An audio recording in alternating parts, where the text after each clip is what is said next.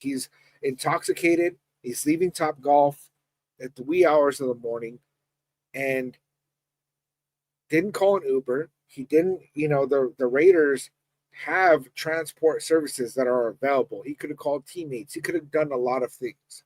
And he went out there and he ran into the back of a vehicle of a young woman who had her dog with her, and the vehicle caught fire.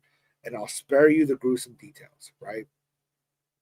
Now, that is something that severely upsets me because I really have very, very little respect for people who choose to drive drunk. I really do. You know.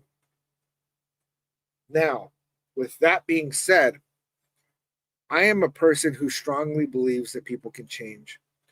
And I personally, I work in the rehabilitation of inmates.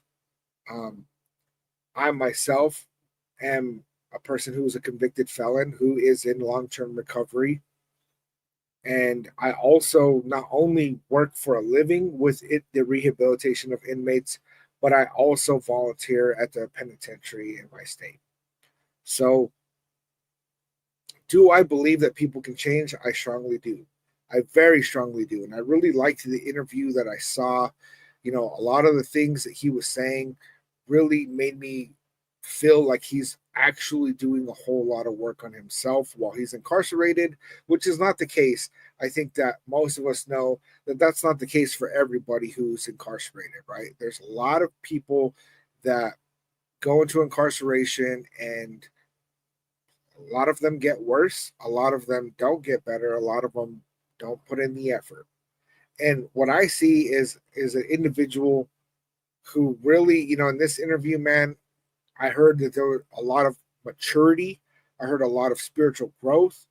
And what I heard was somebody who I believe really, really regrets his decision, and not just because of how it's affected his life, but in how he's affected their lives as well.